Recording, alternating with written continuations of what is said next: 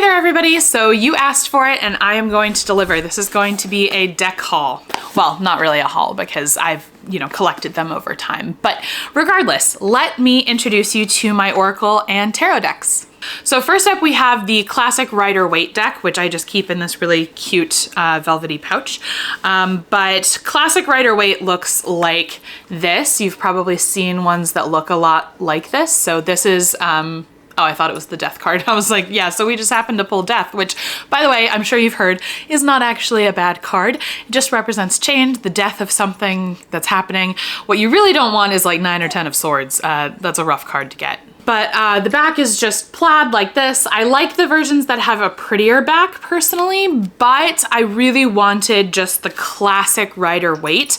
I really use this traditional tarot deck when I am trying to get in touch with my intuition and trying to figure out how to respond to something using body, mind, spirit. So that's the card layout that I tend to do with this particular deck is body, mind, spirit. Sometimes I do past, present, future, but I usually do a 3-card pull. I have done a Celtic cross once or twice. Both times the cards read me for filth. It was exactly what I needed to hear at those times. And every now and again I just pull a card and go from there, but I just find the 3-card to be approachable in that it's not as in-depth as the Celtic cross. It doesn't take as much time and effort and energy, but it also offers more insight than just a 1-card pull. I've had these cards for about 2 years. I bought them for myself using some Christmas money. I know you're supposed to technically be gifted your first tarot deck, but I was gifted the money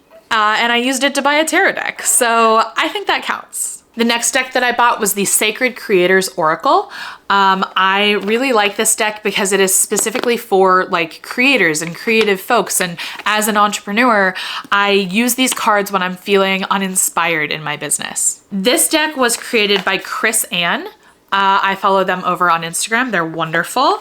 The deck itself is truly beautiful. So see how the backs are a little more aesthetically pleasing than the Rider-Waite.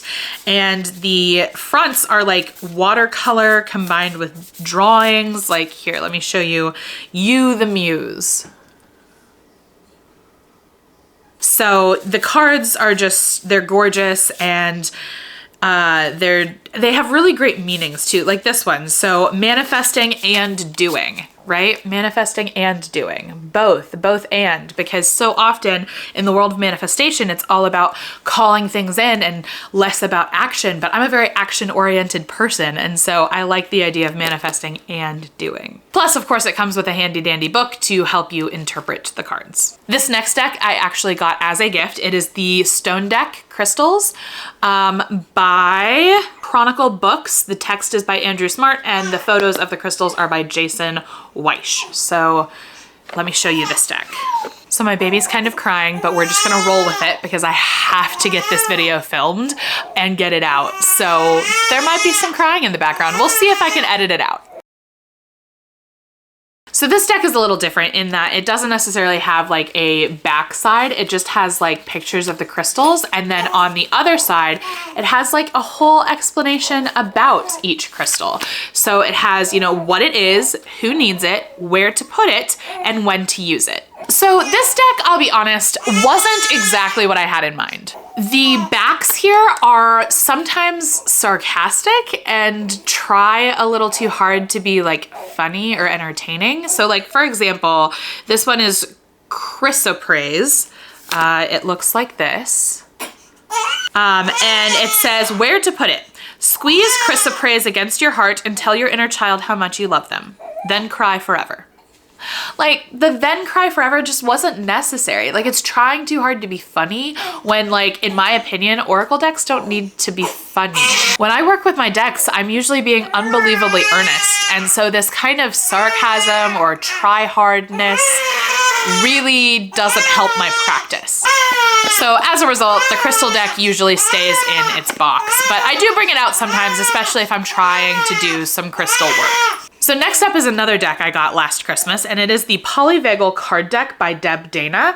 Deb Dana has done some incredible work with polyvagal theory, and the Polyvagal card deck is really amazing. So this deck is split into different types of cards. So there is like sympathetic, there are bonus cards, relational, dorsal, and what else? There's also, oh, so there's not another type of card, sorry, except for the introduction cards, which basically explain polyvagal theory. So if you haven't heard of polyvagal theory, yes, you have, because it's the theory behind fight, flight, freeze, and fawn. Now, polyvagal theory is a little more nuanced and detailed than that, but that is the general idea. It is how your nervous system responds to threats. Now, I really like this deck. So on the front, it tells you what part of the autonomic nervous system it's addressing, and then on the back, it has concept, prompt, and tip. So I love the prompt because this is just helpful when, yeah, my nervous system is shot, I need something, but I don't know what I need. This deck will tell me what I need. And it gives me a clear, actionable, like, steps of what to do to feel better. Next up is a deck that I bought myself for my birthday last year, the Pure Magic Oracle by Andres and Gracia. Again, these are just gorgeous, gorgeous cards, right? The backs have ravens, crows, something like that, and a magic ball, crystal ball, I mean, and a moon and flowers, and it's just beautiful. And then the cards themselves are just, like, look at this, secret seances. Like, look at this card.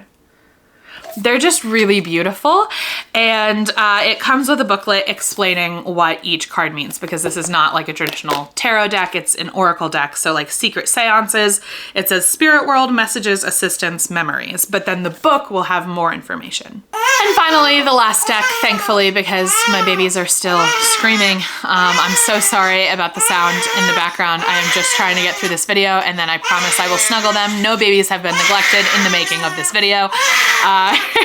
Is my Wisdom del Alma deck. So this is brand new. I just got this from St. Nick for St. Nick Day, and it's 44 affirmation cards to activate your inner diosa, which I believe is inner goddess. So again, this deck is gorgeous, which is a theme for me. I'm a type 4 on the Enneagram. Aesthetics are important to me, but I just love how this deck like looks. I love all of the beautiful imagery. And then each one has like something basic on the front, but then on the back it has something more detailed. So those are my decks so far. I am hoping to get 1 or 2 new ones for Christmas this year. I put quite a few on my list. But if you want to check out any of these decks, I will link them below. They are likely affiliate links, which means if you purchase anything using them, then I may make a small commission with no extra cost to you. And with that, I'm gonna go snuggle some babies. I will see you tomorrow.